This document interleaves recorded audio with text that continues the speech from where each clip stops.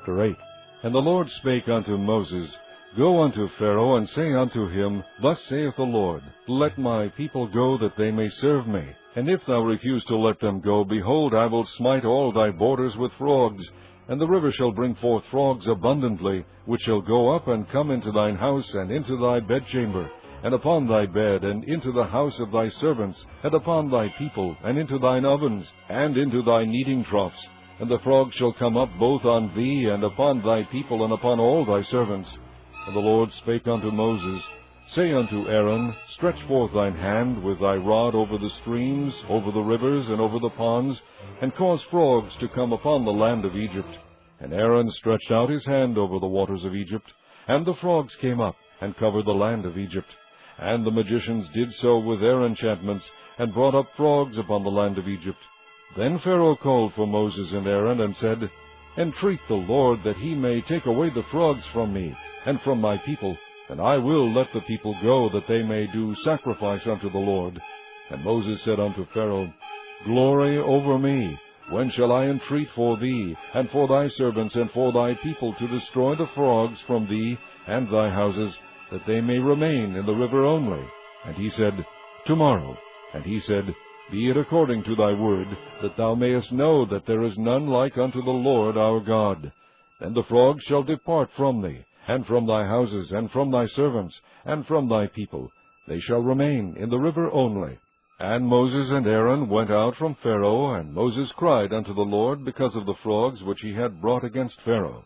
And the Lord did according to the word of Moses, and the frogs died out of the houses, out of the villages, and out of the fields. And they gathered them together upon heaps, and the land stank. But when Pharaoh saw that there was respite, he hardened his heart, and hearkened not unto them, as the Lord had said. And the Lord said unto Moses, Say unto Aaron, Stretch out thy rod, and smite the dust of the land, that it may become lice throughout all the land of Egypt. And they did so. For Aaron stretched out his hand with his rod, and smote the dust of the earth, and it became lice in man and in beast. All the dust of the land became lice throughout all the land of Egypt. And the magicians did so with their enchantments to bring forth lice. But they could not. So there were lice upon man and upon beast. Then the magicians said unto Pharaoh, This is the finger of God. And Pharaoh's heart was hardened, and he hearkened not unto them, as the Lord had said. And the Lord said unto Moses, Rise up early in the morning, and stand before Pharaoh. Lo, he cometh forth to the water, and say unto him, Thus saith the Lord, Let my people go, that they may serve me. Else if thou wilt not let my people go, behold, I will send swarms of flies upon thee, and upon thy servants, and upon thy people, and into thy houses, and the houses of the Egyptians shall be full of swarms of flies, and also the ground whereon they are. And I will sever in that day the land of Goshen, in which my people dwell, that no swarms of flies shall be there, to the end thou mayest know that I am the Lord in the midst of the earth.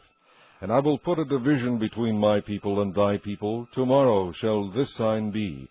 And the Lord did so, and there came a grievous swarm of flies into the house of Pharaoh, and into his servants' houses, and into all the land of Egypt.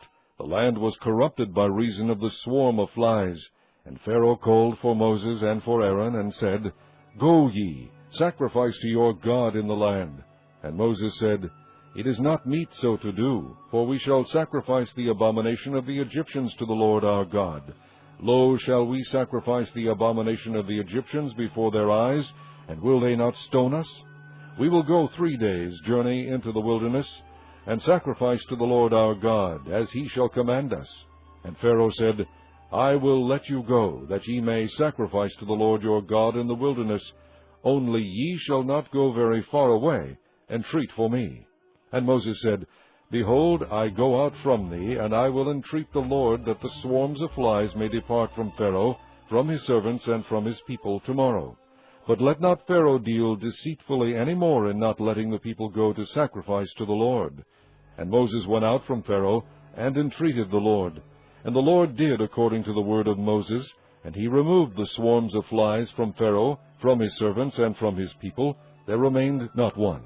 And Pharaoh hardened his heart at this time also, neither would he let the people go. Chapter 9.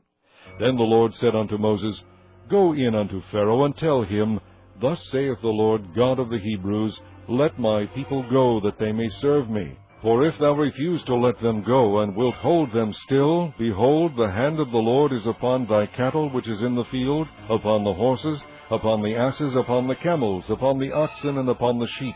There shall be a very grievous murrain. And the Lord shall sever between the cattle of Israel and the cattle of Egypt, and there shall nothing die of all that is the children's of Israel. And the Lord appointed a set time, saying, Tomorrow the Lord shall do this thing in the land. And the Lord did that thing on the morrow, and all the cattle of Egypt died, but of the cattle of the children of Israel died not one. And Pharaoh sent, and behold, there was not one of the cattle of the Israelites dead. And the heart of Pharaoh was hardened, and he did not let the people go. And the Lord said unto Moses and unto Aaron, Take to you handfuls of ashes of the furnace, and let Moses sprinkle it toward the heaven in the sight of Pharaoh, and it shall become small dust in all the land of Egypt, and shall be a boil breaking forth with blains upon man and upon beast throughout all the land of Egypt. And they took ashes of the furnace, and stood before Pharaoh, and Moses sprinkled it up toward heaven, and it became a boil breaking forth with blains upon man and upon beast. And the magicians could not stand before Moses because of the boils, for the boil was upon the magicians, and upon all the Egyptians. And the Lord hardened the heart of Pharaoh, and he hearkened not unto them, as the Lord had spoken unto Moses.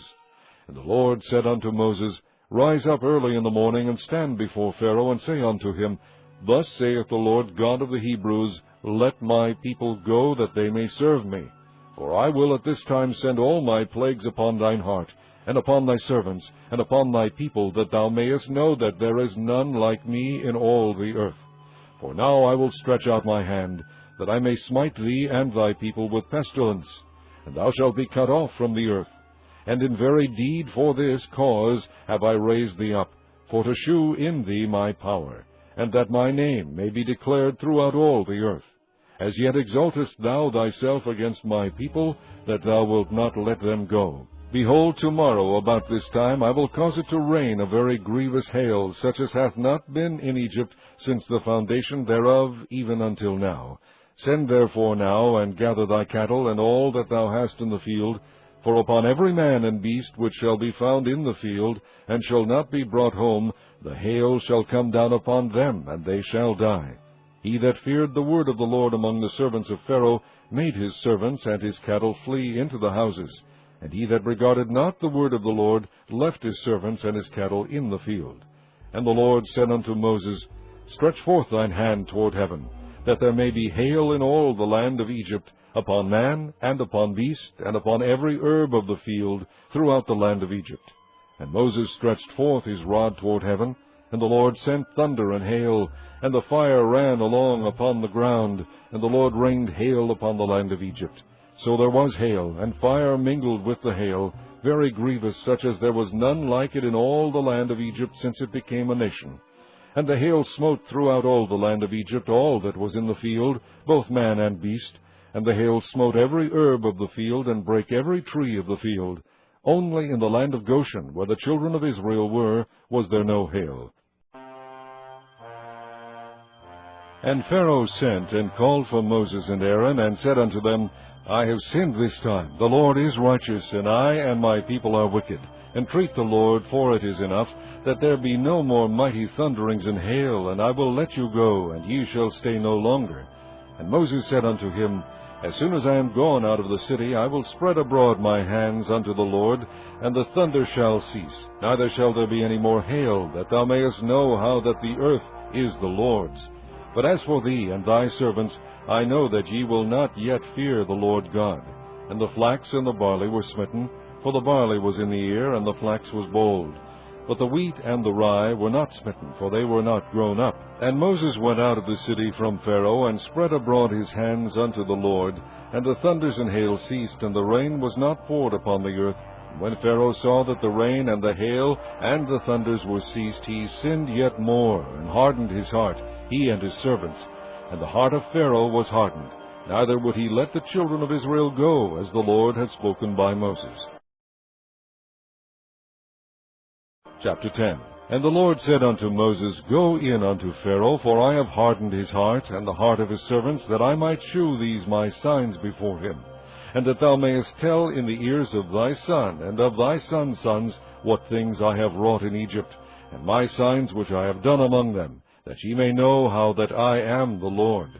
And Moses and Aaron came in unto Pharaoh, and said unto him, Thus saith the Lord God of the Hebrews, How long wilt thou refuse to humble thyself before me? Let my people go, that they may serve me. Else if thou refuse to let my people go, behold, tomorrow will I bring the locusts into thy coast, and they shall cover the face of the earth, that one cannot be able to see the earth, and they shall eat the residue of that which is escaped, which remaineth unto you from the hail, and shall eat every tree which groweth for you out of the field. And they shall fill thy houses, and the houses of all thy servants, and the houses of all the Egyptians, which neither thy fathers nor thy fathers' fathers have seen, since the day that they were upon the earth unto this day. And he turned himself and went out from Pharaoh. And Pharaoh's servants said unto him, How long shall this man be a snare unto us? Let the men go, that they may serve the Lord their God. Knowest thou not yet that Egypt is destroyed? And Moses and Aaron were brought again unto Pharaoh, and he said unto them, Go, serve the Lord your God. But who are they that shall go? And Moses said, We will go with our young and with our old, with our sons and with our daughters, with our flocks and with our herds we will go, for we must hold a feast unto the Lord. And he said unto them, Let the Lord be so with you, as I will let you go, and your little ones, look to it, for evil is before you. Not so. Go now ye that are men, and serve the Lord, for that ye did desire. And they were driven out from Pharaoh's presence. And the Lord said unto Moses, Stretch out thine hand over the land of Egypt for the locusts, that they may come up upon the land of Egypt, and eat every herb of the land, even all that the hail hath left. And Moses stretched forth his rod over the land of Egypt, and the Lord brought an east wind upon the land all that day, and all that night, and when it was morning, the east wind brought the locusts. And the locusts went up over all the land of Egypt, and rested in all the coasts of Egypt. Very grievous were they. Before them there were no such locusts as they, neither after them shall be such. For they covered the face of the whole earth, so that the land was darkened. And they did eat every herb of the land, and all the fruit of the trees which the hail had left. And there remained not any green thing in the trees, or in the herbs of the field, through all the land of Egypt. Then Pharaoh called for Moses and Aaron in haste, and he said, I have sinned against the Lord your God, and against you.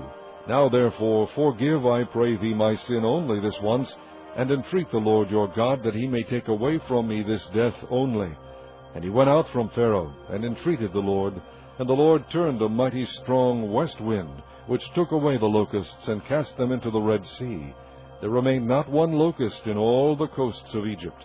But the Lord hardened Pharaoh's heart, so that he would not let the children of Israel go. And the Lord said unto Moses, Stretch out thine hand toward heaven, that there may be darkness over the land of Egypt, even darkness which may be felt. And Moses stretched forth his hand toward heaven, and there was a thick darkness in all the land of Egypt 3 days. They saw not one another, neither rose any from his place for 3 days. But all the children of Israel had light in their dwellings.